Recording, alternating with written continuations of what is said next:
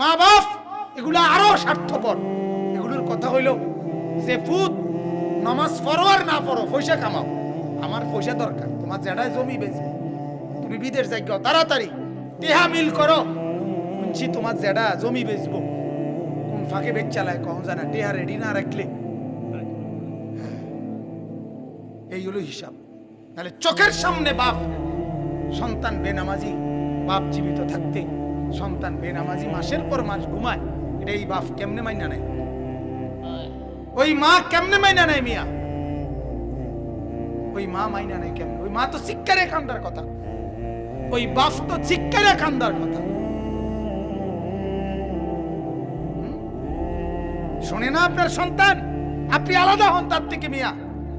যে সন্তান শুনে না তার জন্য বিল্ডিং দেওয়া, তার জন্য জমি দেওয়া, তার জন্য ভাত তরকারির ব্যবস্থা করা, তার লাগে কিস্তিতে টাকা তোলা, তার লাগে সুদে টিয়া লইয়া বিদেশ পাঠা, এটা ইসলাম আমনে বলছিনি তো?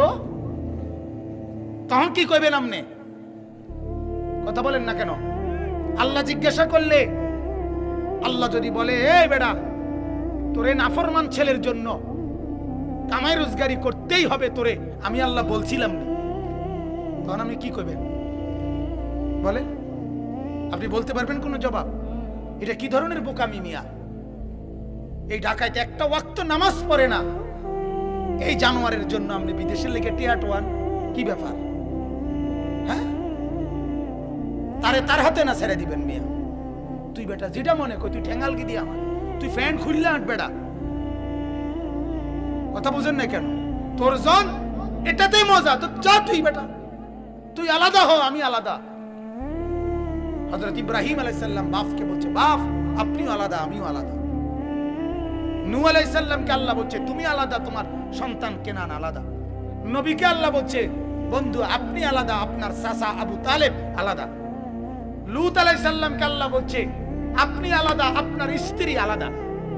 নূহ আলাইহিস সালামকে আল্লাহ বলছে আপনি আলাদা, আপনার বিবি আলাদা। আসিয়াকে বলছে তুমি স্ত্রী আলাদা, তোমার স্বামী ফেরাউন আলাদা। কথা বুঝেন নাই? আলাদা। ফেরাউনের মতো কাফেরের স্ত্রী, কিন্তু আসিয়া উনি জান্নাতি, ফেরাউন ছিল জাহান্নামী। কথা বলে